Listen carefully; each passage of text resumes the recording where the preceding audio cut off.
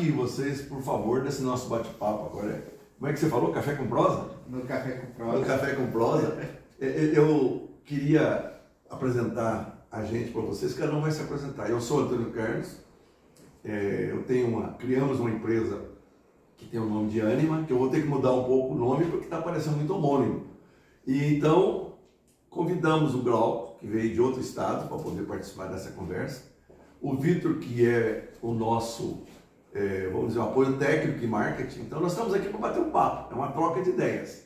E aí eu queria que cada um de vocês se apresentasse, porque quem está assistindo lá não sabe direito quem são essas pessoas. Rapidamente, então. Eu me chamo Glauco, sou publicitário, faço parte do time dos 7 Passos. Aqui a gente auxilia nas estratégias, nas conversas, nas prosas com café. E hoje tem o Antônio Carlos, o tio Carlão. O tio Carlão falou que eu saí de Minas Gerais, outros estados, às 6 horas da manhã, e estou aqui para a gente conversar um pouco e compartilhando mais conhecimentos, experiências com vocês. Eu sou o Vitor, eu faço faculdade de administração e trabalho na Ânima RH do tio Carlão na área de marketing. E hoje vamos falar sobre profissionais insatisfeitos, né? E como é um sábado, não estamos insatisfeitos, estamos aqui de pé alta. Então, para começar, eu até coloquei já para eles fazendo um ensaio. Eu estava hoje entrevistando um profissional, que não vou falar o nome dele, mas podia ser João, Zé, André, Pedro, Paulo. E ele me perguntou, agora há pouco, ele vai fazer uma entrevista semana que vem com a vaga de especialista em processos plásticos. Ele falou assim: ô seu Antônio Carlos, o que eu faço para não ficar a vida inteira sendo técnico? Eu queria ser supervisor, eu queria evoluir para ser um gerente. O senhor pode me explicar como é que eu faço? Aí eu falei para ele: ô fulano de tal, André, vamos chamar o de André. André, não dá para em 10 minutos contar para você o que a gente faz. Mas com certeza algumas coisas que você já fez no nosso contato até agora, eu não vou levar você. O que eu fiz de errado? O seu currículo não mostra quem é você. Você não para em empresa nenhuma. Você, ao chegar aqui, me ligou no celular perguntando como é que faz para entrar na sala. Eu falei: abre a porta. O pintinho, quando quer sair da casca do ovo, chegou a data certa, ele pica e sai. Agora, se você quiser ter oportunidade de ser um supervisor, um coordenador, um gerente, você tem que desenvolver seu autoconhecimento, sua autoestima, ter segurança, assertividade. Vocês que estão aqui concordam que esse pedido do cara não dá para resolver numa coisa só? Aproveitando só uma rapidinho, sabe, Vitor? Ele tem que deixar de ser especialista em plástico, tem que virar mestre. Aí ele começa a crescer, né? Mas eu concordo, muitas vezes a gente fica perdido nessa jornada, né? Mas ó, vocês colocaram uma coisa importantíssima. O Vitor não tem muita experiência de empresa e ele está aqui para exatamente fazer as perguntas as mais ingênuas possíveis, ele pode fazer. Mas eu conheço aqui na região de Campinas uma meia dúzia de diretor de empresa que ele é diretor, mas continua sendo técnico.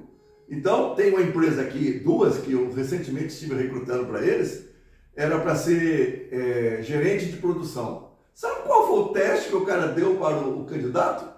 Você sabe, regula essa máquina para mim. É atividade técnica. Mas ainda continuamos tendo diretores assim. Aí quando você fala, ele tem que deixar de ser especialista para ser gestor, eu vou mais longe, ele tem que avaliar se a empresa para a qual ele está concorrendo já está numa fase de especialista é aquele que faz os detalhes, diretor é aquele que delega. Um dia desses teve um cara que se apresentou para mim com uma entrevista, aí eu falei assim: mas você sabe fazer isso? Eu já não faço há muito tempo, hoje eu sou um gerente, eu não sou mais detalhista. Então essa coisa de achar uma oportunidade de você possa atuar como gerente, ela tem que estar casada também com empresas que já passaram essa fase do chicote, da chibata, porque o indivíduo que quer que o gerente seja um detalhista, ele não confia nas pessoas. Você concorda? Sim, com certeza. É cultural, né? A gente fala assim, eles falam muito que você tem que, o olho do dono que engorda o gado, tá? Se você quer delegar, você tem que saber fazer tudo para saber se a pessoa não está te passando a perna, se está fazendo errado ou certo. Eu acho que é essa questão cultural que gera esses diretores mais técnicos, que ficam só nessa, regula a máquina aqui, se você não souber regular, você não vai saber fazer essa outra função. Mas aí acontecem alguns desastres que, vamos dizer, que o indivíduo que continua agindo como diretor, assim, a empresa dele às vezes está com um buraco enorme que ele não tem tempo de prestar atenção, que ele quer ver a coisa técnica. E a hora que ele acorda, ele já perdeu aquela história. Passa um boi, passa uma boiada. Ele não presta atenção, ele não forma gente. Isso é muito comum, não sei, para vocês que são mais jovens, as empresas familiares. Se elas não formarem os indivíduos para assumir o comando, se eles forem formados para continuar técnico, vai chegar uma hora que o dono morre e não tem ninguém que sabe gerir o negócio. Não os produtos novos não aparecem, as parcerias que são fundamentais também não acontecem. Então, você que está acompanhando o nosso bate-papo, o nosso objetivo aqui é dizer, olha, se você quiser crescer na empresa, não pode seguir os padrões tradicionais, que tem que ser técnico o tempo todo e tudo mais, ok? E agora, mudando um pouco, essas pessoas que não crescem, chega um momento da vida delas que elas começam a ficar um pouco insatisfeitas, né? Elas não ficam pouco, elas ficam muito insatisfeitas, ganhando pouco, e elas não desenvolvem a autoconfiança. Elas não são estimuladas a serem gestores, porque o indivíduo que quer crescer precisa ter a habilidade de enxergar. Eu me lembro de um profissional que eu já citei esse caso aqui em outro bate-papo que nós fizemos, que ele era coordenador de qualidade, ele falava, o que eu tenho que fazer para ser gerente, diretor? Ele começou a olhar o perfil de pessoas bem-sucedidas e ele teve possibilidade de verificar que o caminho que ele estava trilhando não chegava lá. Sim. Não chega. Ok? Eu acho assim, Vitor, pelo que o Jutifer está falando, acho que o principal erro é a escolha da empresa, né? Não é nem do profissional em si, porque, vamos dar um exemplo, eu sou um profissional acomodado, não quero crescer, tenho receio, quero garantir o meu salário, e eu vou escolher uma empresa que não tem essa ascensão.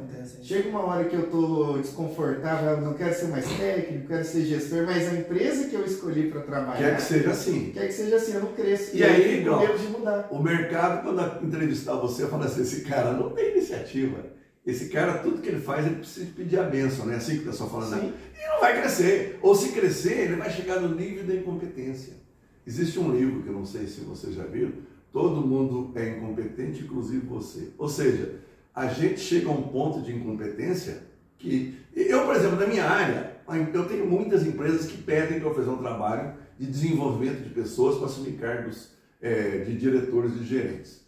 Como eu nunca fui presidente de empresa, eu me limito ao treinar as pessoas. O que eu faço? Eu tenho consultores associados que já foram presidente de empresa e que vêm e atuam. O correto é você não querer ensinar para o cara o que você não sabe, porque está cheio de gente que fica ensinando o que não sabe. Então, quem está nessa fase de insatisfação com o seu atual emprego, precisa de se autoavaliar. Eu estou em condições de concorrer, de competir e de assumir responsabilidades?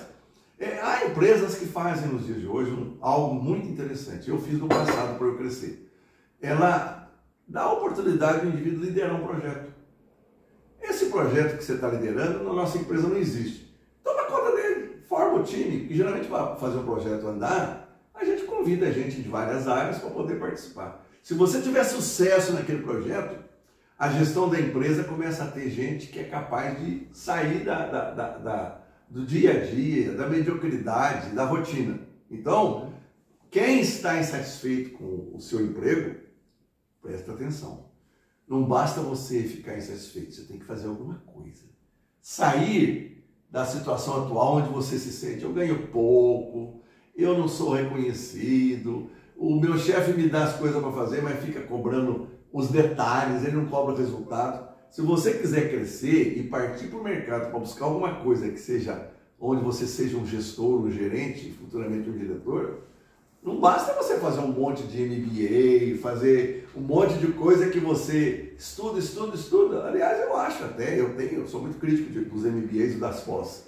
O indivíduo apenas conhece teoricamente. Agora, quando chega na hora de fazer acontecer, é uma dificuldade enorme. Uma vez eu ouvi, só para pontuar nessa questão, eu vi de um cliente nosso lá da região e falou assim, não existe salário alto. Existe funcionário que não consegue gerar resultado para a empresa pagá-lo. Eu acho que nessa insegurança que os funcionários têm, até de estarem acomodados, tipo, eu quero manter a minha rotina, não quero empreender na empresa para fazer projetos, para mostrar como que eu posso me desenvolver, mas eu quero que a empresa me pague mais. Eu vejo que cai muito nisso também, da pessoa ter esse autoconhecimento. É verdade. Será que o chefe não me cobra porque eu não entrego o resultado? Ele já sabe que você não é capaz de fazer. Olha, é interessante. Isso é liderança, né? A capacidade de enxergar o potencial. Eu tenho algumas histórias que eu posso contar. Uma delas que eu acho interessante. Uma empresa aqui na região não estava indo bem, o diretor dela já estava perdendo faturamento e a empresa reduzindo o número de funcionários. E eu conheço bem a empresa que eu já recrutei para eles. Aí um dia eu dei uma sugestão: por que vocês não contratam um diretor industrial muito bom, um cara que faz uma revisão de tudo que está sendo feito? Aí mas esse cara vai custar muito caro, que não sei o que, não sei o que. Quanto que vocês acham que vai custar muito caro? Aí falaram um valor. Eu falei: olha, para dizer a verdade, vai ser mais do que isso. Isso que vocês estão pensando. Agora, se esse cara trouxer resultado, por que não pode pagar? É exatamente o que você falou. E aí a empresa, depois de uns 6 meses, contratou o cara. E esse indivíduo que foi contratado, ele é um cara muito bom. Eu conheço ele desde quando ele foi trainee. Eu estou acompanhando a carreira dele, eu já recoloquei ele 3 vezes. E esse indivíduo impôs à empresa um ritmo de maior intensidade na busca de qualidade, na busca de novos produtos. O mercado já conhecia esse cara. Em vez do gerente de vendas precisar de sair correndo para arranjar mais negócio, muitas empresas: não, cara, o que você faz para mim? Começaram a procurar, inverteu. E olha, gente, eu acompanho, desde que esse indivíduo entrou lá, mais ou menos 1 ano e meio, todo mês ele me conta. Primeiro mês o faturamento, no primeiro mês já teve um aumento de 20% do faturamento. Segundo mês, 30%. Hoje, eles estão faturando 3 vezes mais por mês do que no começo. O cara ganha mais. Sim. Mas ele também... E aí um dia, o presidente da empresa, numa reunião, falou: não estou gostando de tais e tais profissionais. Manda embora fulano de tal. Aí o indivíduo que era o novo diretor falou assim: não, acho que não dá para mandar não, mas ele faz parte do nosso... Esse crescimento da empresa, ele é responsável. Ele está dentro, ele está inserido. E aí o cara falou assim: mas eu sou o dono da empresa, eu quero mandar embora. Aí o diretor industrial que eu tinha sugerido a contratação falou: se o senhor agir assim, nós vamos voltar ao faturamento anterior, que era do seu jeito, agora está sendo mais do meu jeito. E então, ultimamente, o presidente da empresa está dizendo para ele: você tem toda a liberdade de fazer do jeito que você quiser, porque a empresa está faturando 3 vezes mais. Uhum. E eu estou falando de um faturamento substancial, sim, de levantar, vamos dizer assim, de causar satisfação. Agora, eu queria levar em conta, até peguei aqui para ver os números certinhos, a pesquisa que a gente fez no LinkedIn semana passada, que era para falar qual que era a principal dor de um profissional insatisfeito no trabalho. Eu queria ver se você concorda. Mais da metade das pessoas voltaram aqui para o ambiente pesado ou tóxico é o principal. Você concorda com isso? Vitor, antes de eu emitir meu ponto de vista, eu queria que você dissesse, há uma estatística também sobre o número de profissionais insatisfeitos, chega a 30, 40, 50? Esqueci de falar também, a gente colocou com base do Estadão. A notícia chegaram a 72% das pessoas estão insatisfeitas no trabalho. Vamos dizer que esse número seja meio, vamos dizer, até exagerado. Mas se tiver 40% que está insatisfeito, é muito. Uhum. E, gente, é impressionante como as pessoas pedem demissão porque o ambiente está pesado demais.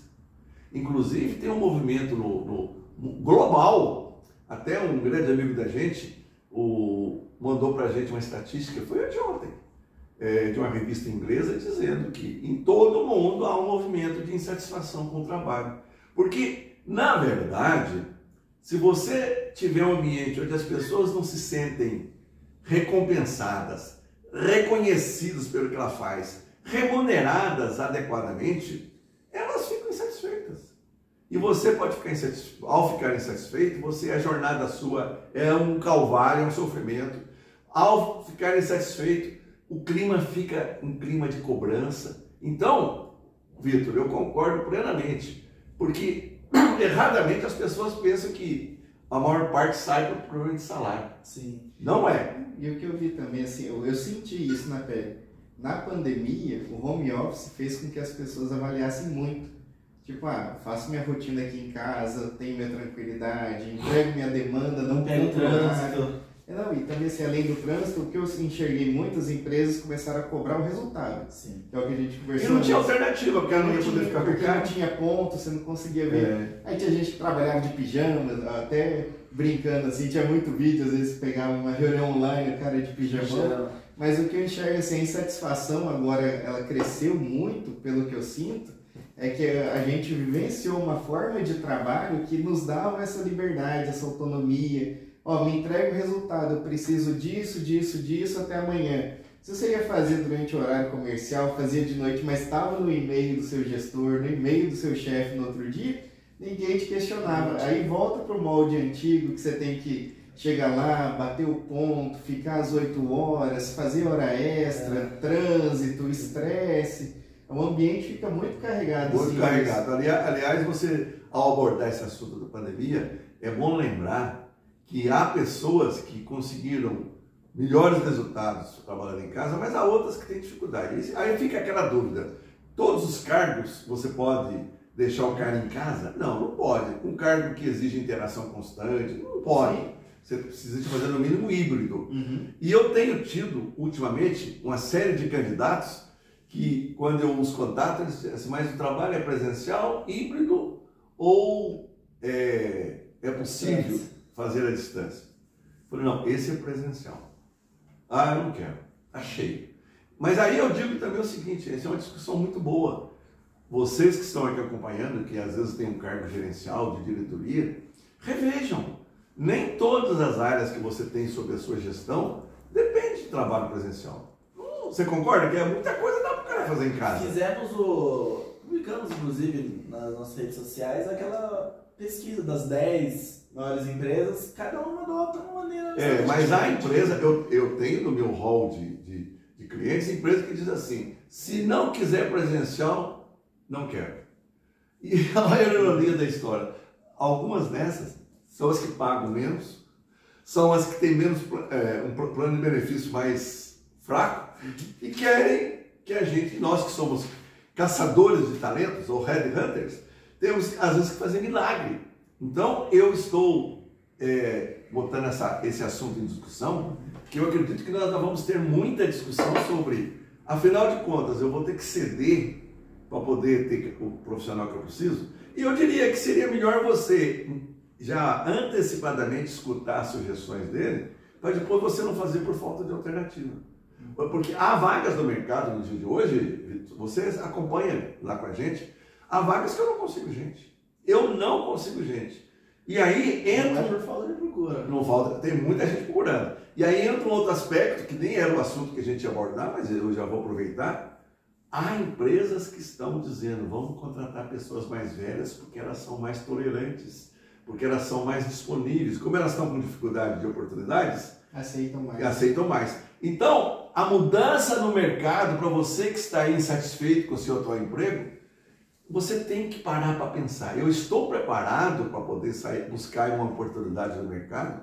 E não é essa preparação não é fazendo curso. Muitas vezes você, por exemplo, eu tenho uma empresa aqui na região de Campinas, duas, que me pediram para eu desenvolver um programa de upgrade. O que é upgrade? De dar aos participantes de um programa que eu vou desenvolver as ferramentas para eles crescerem, para eles desenvolverem, porque a empresa está pensando seriamente de, em vez de contratar no mercado um gerente, um supervisor, um chefe, vamos pegar alguém aqui dentro. Eu me lembro que há uma empresa no sul de Minas, lá na sua região, que eu vou omitir o nome dela por uma questão de respeito e ética, que ela me contratou há uns 5 anos atrás, 6 anos talvez, para preparar 2 profissionais para um cargo gerencial. E eles ficaram 3 meses vindo aqui, vinham a cada 15 dias, e cada dia que eles vinham, ficavam a manhã inteira, separados. Um deles, em 3 meses, estava prontinho para assumir uma função gerencial. Assumiu, foi excelente, tanto assim que era um cargo de gerente de qualidade. Tanto assim que 2 anos depois ele foi gerente da planta. Ele cresceu. O trabalho que nós desenvolvemos ensinou ele a ter autonomia, a liderar, a motivar pessoas, a fazer follow-up, a estabelecer KPIs. O outro, depois de 1 mês, ele parou de vir, porque eu falei para a empresa, não dá, esse cara não tem, ele nasceu para ser mandado. Então, ao avaliar, imagina se esse cara que nasceu para ser mandado tivesse pedido a demissão da empresa para ir para uma outra empresa, por acaso ele tivesse sido selecionado, o que iria acontecer? Ele ia ser mandado embora, logo, porque ele atingiu o nível que a gente chama da incompetência, ele não sabe motivar as pessoas, não sabe liderar. Então, se a gente pudesse, eu vou comer mais um pedacinho de queijo, se a gente pudesse fazer uma síntese, o que nós temos que fazer com quem está insatisfeito com o seu trabalho, tem que se preparar para concorrer, tem que se conhecer mais, tem que melhorar, desenvolver suas habilidades. Por exemplo, a gente costuma fazer com o indivíduo que vem para o treinamento desse, o DISC.